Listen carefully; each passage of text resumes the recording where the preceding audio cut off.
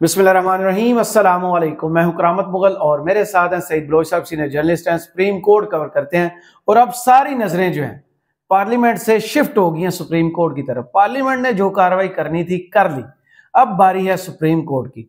ये जो कवानीन बनाए गए हैं बगैर कंसल्ट किए, पहले भी यही इतराज हुआ था 26वीं आईनी तरमीम पे कि किसी से मशवरा नहीं लिया गया, मुशावरत नहीं की गई। अब बगैर मशवरे के फिर जजेस की तादाद बढ़ाने, कमेटी को छेड़ना, कमेटी काम कैसे करेगी, आईनी बेंच कैसे बनेगा, आईनी बेंच कैसे काम करेगा, ये सब कुछ तो आज डिसाइड होना है। क्या रद्द अमल आ सकता है सुप्रीम कोर्ट की तरफ से? बहुत शुक्रिया करामत मुगल साहब। देखें, पहला इसमें जो हम इम्कान ज़ाहिर कर सकते हैं ना, वो ये है कि सुप्रीम कोर्ट अच्छे बच्चों की तरह इसके ऊपर आमीन करेगी। था थैया बिल्कुल ऐसे घुंघरू बांध के ना, जैसे वो कथक डांस होता है ना, इसके ऊपर अब जुडिशल डांस हो सकता है। क्योंकि जिस तरीके से सुप्रीम कोर्ट को कंट्रोल करने की कोशिश हो रही है, मुझे ये बताएं, गुज़श्ता साल जब सितंबर और अक्टूबर में प्रैक्टिस एंड प्रोसीजर कानून केस की समाअत हो रही थी, क्या जस्टिस इजाजुल एहसन साहब ने ये सवालात, इन खदशात का इजहार नहीं किया था? बिल्कुल किया था। जस्टिस मुनीब साहब ने किया था। यानी काजी फायज ईसा के मुखालिफ जितने भी जज थे उस बेंच में, उन सब जजेस ने ये कहा था कि ये सुप्रीम कोर्ट को कंट्रोल करेंगे। आज ये कर रहे हैं, ये रास्ता देर आप बना रहे हैं, कल को ये हमें बिल्कुल रोबोट बना देंगे। कभी कोई तरमीम लेके आएंगे, कभी कोई कानून साजी करेंगे और हम यहाँ पे बिल्कुल एक कठपुतलियों की तरह यहाँ पे हम वो नाचना शुरू कर देंगे। बिल्कुल कठपुतली नाच सुप्रीम कोर्ट में शुरू हो जाएगा।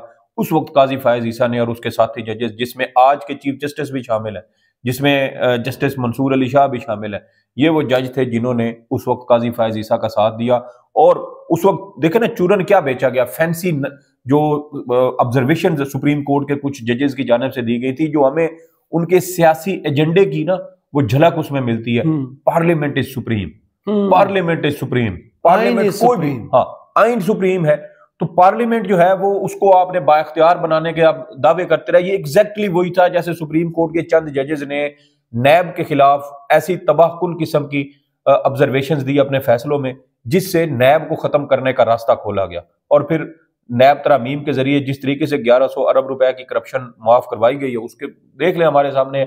और ये आगाज कहां से हुआ था? जब मकबूल बाकर जैसे जजों ने, जब मुशीर आलम जैसे जजों ने, जब मंसूर अली शाह जैसे जजों ने ये सारे ऑब्जर्वेशंस अपने फैसलों का हिस्सा बनाना शुरू की थी। तो हमें एक पूरा एक बाकायदा इसमें ना वो पेपर वर्क हुआ नजर आता है।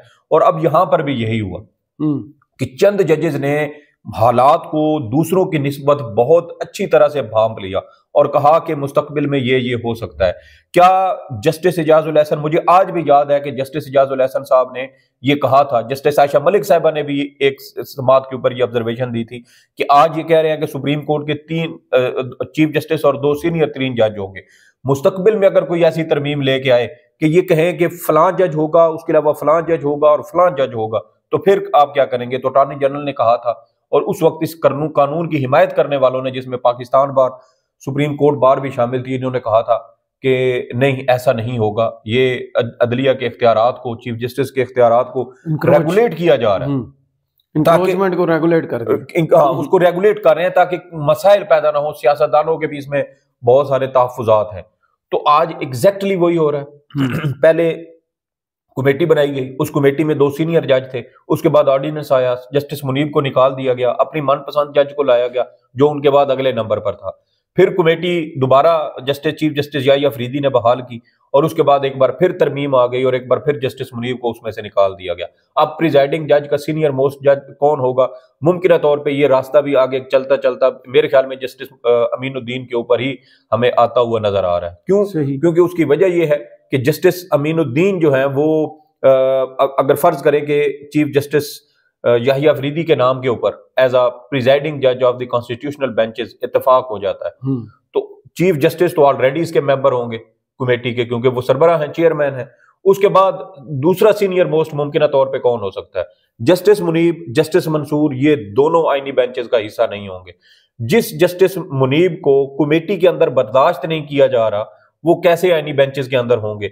और जस्टिस मंसूर अली शाह के हवाले से भी मेरी ऑब्जर्वेशन तो ये कहती है कि उनको भी किसी सूरत आईनी बेंचेस का, ये 2 जज जो दरमियान में हैं, इनको किसी सूरत जो है वो शामिल नहीं किया जाएगा। और मुमकिन तौर पे वो जज हो सकते हैं जो میرے خیال میں جو مخصوص نشستوں والے کیس کا فیصلہ ہے نا، اگر اس میں بھی ہم دیکھیں تو اس میں بھی سندھ سے ایک تو چیف جسٹس ہوگا، اس کے علاوہ جسٹس جمال مندوخیل ہو جائیں گے، جسٹس نہیں یہ بلوچستان سے، پنجاب سے جسٹس امین الدین ہوں گے، بلوچستان سے جسٹس جمال ہو گئے، سندھ سے ممکنہ طور پہ جسٹس محمد علی مظہر ہو سکتے ہیں، یا حسن اظہر رضوی بھی 8 نشستوں والے فیصلے کا حصہ تھے، مخصوص نشستوں والے، اور محمد علی مظہر نے اس میں اس حد تک کہا ہوا ہے بلے کے نشان والے کیس کے فیصلے کے حوالے سے اپنا ایک کوٹ انہوں نے لکھوایا ہوا کہ چونکہ وہ اپیل زیر التوا ہے تو میں اس حوالے سے کچھ نہیں کہتا. تو مجھے یہ لگتا ہے کہ یا پھر جسٹس عقیل عباسی ہو سکتے ہیں کیونکہ وہ اس بینچ کا حصہ ہی نہیں تھے، یا پھر جسٹس محمد علی مظہر سندھ سے ہو سکتے ہیں، اور کے پی کی اگر بات کریں تو قوی امکان یہ ہے کہ جسٹس مسرت ہلالی صاحبہ ہی شاید اس بینچ کا، یا اس کے علاوہ آپشن بھی نہیں ہے. چیف جسٹس خود کے پی سے ہے نا. یا پھر یہ بھی ہو سکتا ہے کہ جسٹس محمد علی جسٹس مظہر عالم میاں خیل کو بھی. اس میں اسلام آباد کا نہیں رکھا گیا کہ اسلام آباد کا بھی چیف؟ نہیں، اسلام آباد کا بھی نہیں ہے. اگر نہیں ہوا پھر ڈومیسائل پہ جائیں گے تو اطہر من اللہ صاحب بھی آ سکتے ہیں. ایگزیکٹلی یہ بات بھی ہے. دوسرا یہ ہے کہ جسٹس مظہر عالم میاں خیل بھی ہو سکتے ہیں کیونکہ ان کا تعلق بھی کے پی سے، بے شک ایڈاک سے ہوں لیکن ایک سپریم کورٹ کے ریگولر جج کے جتنے ہی ان کے اختیارات. تو دیکھتے ہیں بہرحال یہ میرے پاس جو ہم ایک آپشن کے اوپر بات کر رہے ہیں، تو بات یہ ہے کہ آپ نے پھر وہی پک اینڈ چوز کروا دی، بینچز بنوا رہے ہیں، بینچز کے اندر بھی پک اینڈ چوز ہو رہی ہے. اور یہ وہ سارے خدشات ہیں جو سپریم کورٹ کے ان جج صاحبان نے گزشتہ سال اپنی آبزرویشنز میں بھی اور اپنے نوٹ میں بھی یہ ساری باتیں کی تھی. اور یہ بھی کہا تھا جسٹس شاہد وحید صاحب نے کہ پریکٹس اینڈ پروسیجر قانون بحال کرنے سے سپریم کورٹ میں زیر التوا مقدمات بڑھیں گے. ایگزیکٹلی وہی ہوا. قاضی فائز عیسیٰ چیف جسٹس بنا، 52,000 مقدمات تھے، اور جب وہ ریٹائر ہوا تو سپریم کورٹ میں 62,000 تک ان کے مقدمات چلے گئے.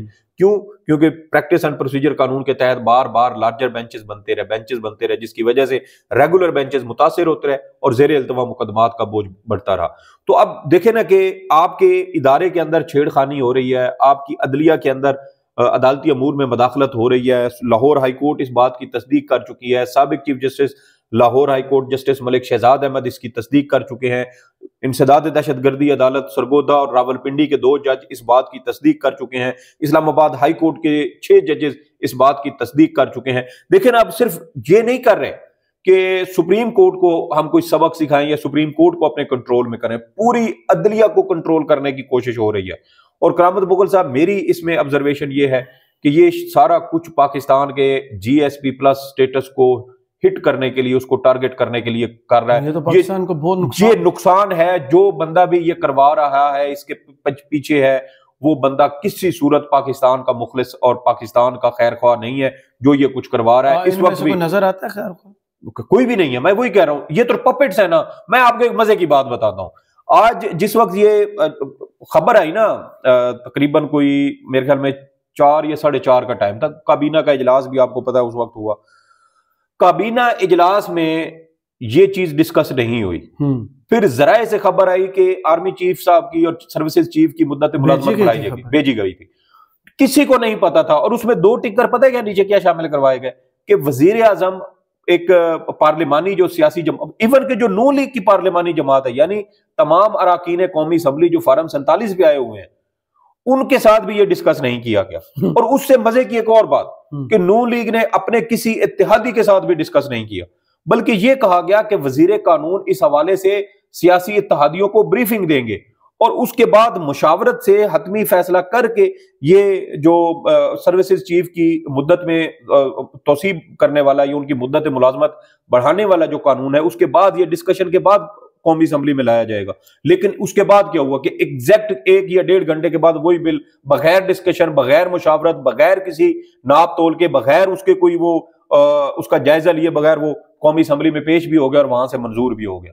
تو مجھے بتائیں کہ جس حکومت کو نہیں پتا، جس کابینہ کو نہیں پتا، جس کی اپنی پارلیمانی سیاسی جماعت کو نہیں پتا، جس کے سیاسی اتحادیوں کو نہیں پتا، وہ اچانک سے ایک چیز آتی ہے، اچانک سے وہ جو ہے وہ حکومت کے حوالے کی جاتی ہے. پرائم منسٹر صاحب کو خود بھی پتا نہیں ہوتا اور پھر فوری اس کے بعد وہ قومی اسمبلی میں پیش کر کے اس کو منظوری بھی اس کی کروا لی جاتی ہے.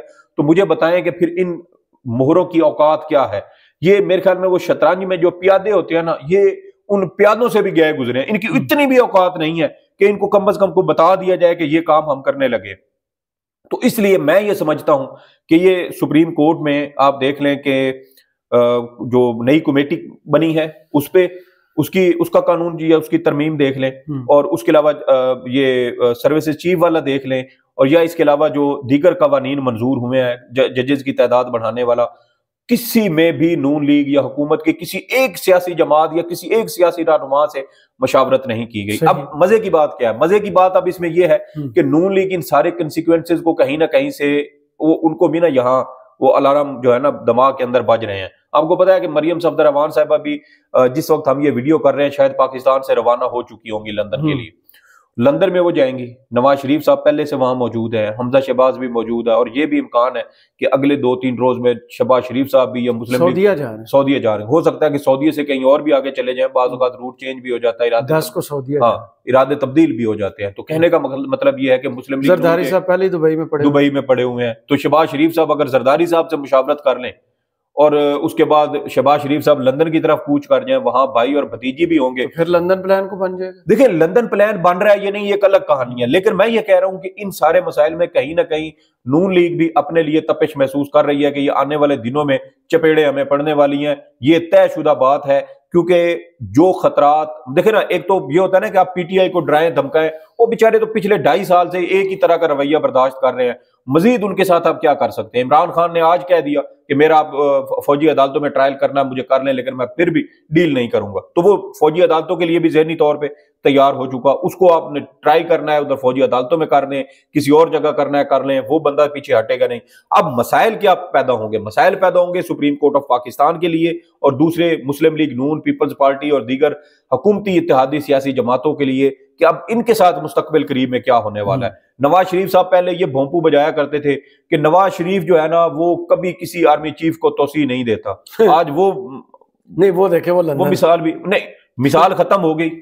ٹھیک ہے چلے لندن ہے, یہ جو بھی ہیں جماعت انہی کی ہے, اور ان کی اگر یہ بل پیش بھی ہوا ہے تو ان کی منظوری تو اس میں کہیں نہ کہیں باجوہ صاحب والی ایکسٹینشن میں ساری جماعت سارے شامل تھے. بالکل, تو یہ پھر بھی وہ ایک تاثر لینے کی کوشش کر رہے ہیں, اس کے اندر تو سارے شامل تھے. مسلم لیگ نون نے اکیلے نہیں کی تھی, آج تو سٹیئرنگ کے اوپر مسلم لیگ نون اکیلی بیٹھی ہے نا. پیپلز پارٹی اتحادی ضرور ہے, آئینی عہدے اس نے رکھے ہوئے, لیکن ابھی باقاعدہ حکومت کا حصہ نہیں بنی. آج دعوت دے دی گئی ہے, اور آج وزیر اعظم نے بھی کابینہ اجلاس میں اس بات کا اندیا دیا ہے کہ تعداد بڑھنے والی ہے, کہ کچھ لوگوں کے پاس ایک سے زیادہ ان کے پاس وزارتیں ہیں. تو یہ دیکھیں کہ ان کو مسلم لیگ نون کو نا وہ کچن کی گرمی ان تک پہنچ گئی ہے. اب دیکھنا یہ ہے کہ یہ اس کے اوپر بچاؤ کا طریقہ کار کیا کرتا ہے. میرے خیال میں نون لیگ دھوکے میں ماری جائے گی. ان کو پتہ ہے کہ یہ بعض اوقات یہ ہوتا ہے نا کہ وہ ایک کسی گینگسٹر کے ساتھ, وہ پرانی فلمیں دیکھتے تھے نا, تو گینگسٹر کے ساتھ کسی لڑکی کو وہ لو افیئر ان کا چل پڑتا ہے, تو لڑکی کو پتا ہوتا ہے کہ یا تو اس نے ایک دن مار جانا یا پھر میں نے کسی درمیان میں نا کسی تصادم میں آ کے تو میں نے کچلا جانا, لیکن اس کے باوجود وہ کام جو ہے نا وہ کر گزرتی ہے. تو یہاں مجھے نون لیگ کے ساتھ وہی ہوتا ہوا نظر آ رہا ہے کہ اسے پتہ ہے کہ آگے انجام کیا ہے, لیکن مجبور ہیں. کیوں؟ کیونکہ کٹ پتلی ہیں. جس طریقے سے جنہوں نے جتوایا ہے وہ ایک رات ایسے ہی انہوں نے نیچے سے چادر کھینچنی ہے. پوری نون لیگ کا جو محل بنا ہوا ہے نا فارم 47 کا, وہ زمین بوس ہو جائے گا. تو اب نون لیگ کیا کرے گی, یہ تو ان کی ایک اپنی حکمت عملی ہے, وہ طے بھی کریں گے, ڈسکشن بھی کریں گے, اور بہت ممکن ہے کہ پتہ نہیں نواز شریف صاحب اب واپس بھی آتے ہیں کہ نہیں. ویسے خبریں تو آ رہی ہیں کہ شاید وہ مریم کے ساتھ اکٹھے واپس آئیں گے, لیکن جو پیچھے ماحول بن رہا ہے مجھے اب وہ شکوک و شبہات. دوسری ہے سپریم کورٹ آف پاکستان کی. اب اصل امتحان ہے چیف جسٹس یحییٰ آفریدی کا. 1 ہفتہ ہوا انہیں آئے ہوئے, دیکھیں انہیں 1 ہفتہ ہوا ہے, لیکن جو پہلے سے اپنی ساری گیمیں سارے پتے سیٹ کر کے بیٹھے تھے نا, تاش ایسے بساط بچھائی ہوئی تھی, شطرنج کی, تاش نہیں کہتے ہم شطرنج لے کے چلتے ہیں, وہ انہوں نے مورے اپنے سیٹ کیے ہوئے تھے. انہیں یہ بھی پتا تھا کہ یہاں ہم نے چیف جسٹس کو رکھنا ہے, چیف جسٹس کو بھی انہوں نے رکھ دیا. اب ساتھ ہی انہوں نے پوری گیم آگے جو ہے نا وہ چلا دی ہے. اب یحییٰ آفریدی صاحب اس معاملے میں کیا کرتے ہیں, یہ سب سے زیادہ اہمیت کا حامل ہے. اب دیکھیں کہ 5 رکنی بینچ بنایا کانسٹیٹیوشنل بینچز, اب اس کی اپیل سنے گا کون؟ ایک لارجر کانسٹیٹیوشنل بینچز. اب اس کا مطلب یہ ہے کہ لارجر کانسٹیٹیوشنل بینچ بنانے کے لیے بھی اس کا مطلب یہ ہوا کہ آپ کو 5 نہیں کم از کم 7 یا 9 جج چاہیے.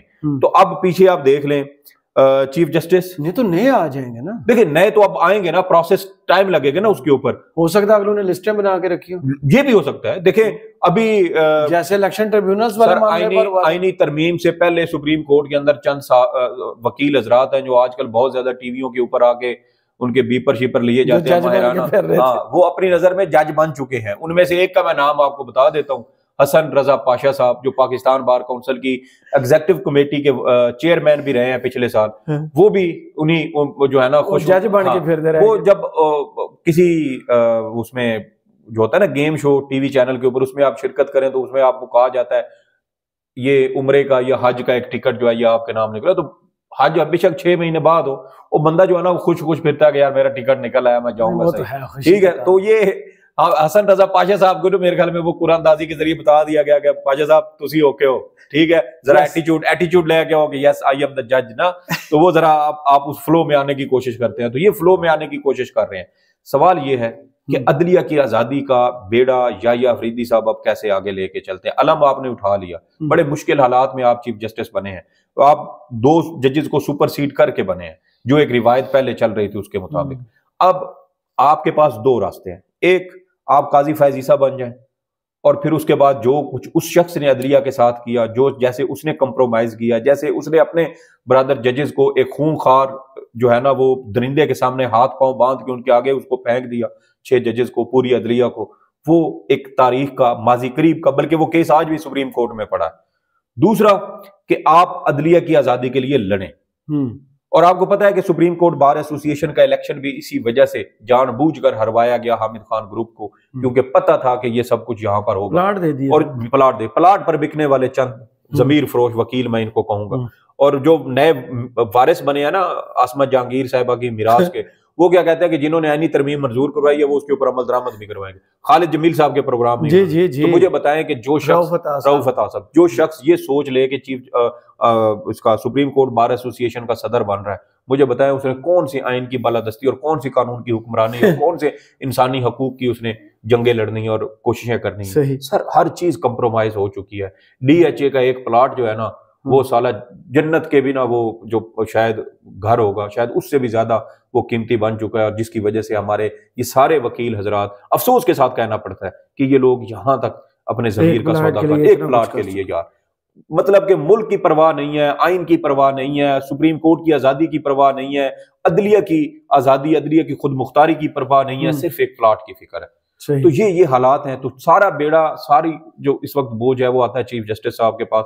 میرے خیال میں راستہ مشکل کٹھن ضرور ہے, لیکن چیف جسٹس صاحب اگر اپنے تمام ججز کو ساتھ بٹھائیں, اعتماد میں لیں اور اس مشکل راستے میں اتر جائیں, آگے کامیابی دینا اللہ کا کام ہے. بہت سارے معاملات میں آپ تاریخ اٹھا کے دیکھ لیں, مسلمان پہلی جنگ جیتے تھے نا 313 تھے, اور آگے کتنے تھے 1000 سے زائد. تو سر یہ قدرت کا یہ ہے, توکل جو ہوتا ہے نا سارا وہ آپ کا رب کی ذات کے اوپر میٹر کرتا ہے. تو ابھی بھی یہ بھی ہو سکتا ہے کہ سپریم کورٹ کے اس موجودہ ججز میں بھی بہت سارے شاید اسٹیبلشمنٹ کے دربار پہ ماتھا ٹیک چکے ہیں, کوئی پتہ نہیں ہے نا ہمیں, تو ہم تو خدشات کا اظہار ہی کر سکتے ہیں. باقی چیف جسٹس صاحب دیکھیں کہ کیسے وہ لے کے چلتے ہیں, لیکن ایک بہت بڑا کرائسس ہے جو پاکستان کی عدلیہ کے اوپر اور خاص طور پر سپریم کورٹ آف پاکستان کو اپنی لپیٹ میں لے چکا ہے. میں سمجھتا ہوں کہ یہ ان چند دور اندیش ججز کی جو ہے نا وہ سوچ, اس کو سلام کرنا چاہیے جنہوں نے گزشتہ سال یہ کہہ دیا تھا کہ آنے والے دنوں میں سپریم کورٹ کے ساتھ یہ ہوگا, اور آج وہی ہو رہا ہے. اگر چیف جسٹس یحییٰ افریدی ان ججز کو ساتھ بٹھا کے معاملات کو بہتر کرنے, ان کو سلجھانے کی کوشش کریں تو بہت اچھے آئیڈیاز سامنے آ سکتے ہیں. صحیح, بہت شکریہ سعید بلوچ صاحب آپ کے تجزیہ کا. کمنٹس باکس میں ضرور بتائیے یہ ویڈیو آپ کو کیسی لگی. اجازت دیجیے, اللہ حافظ.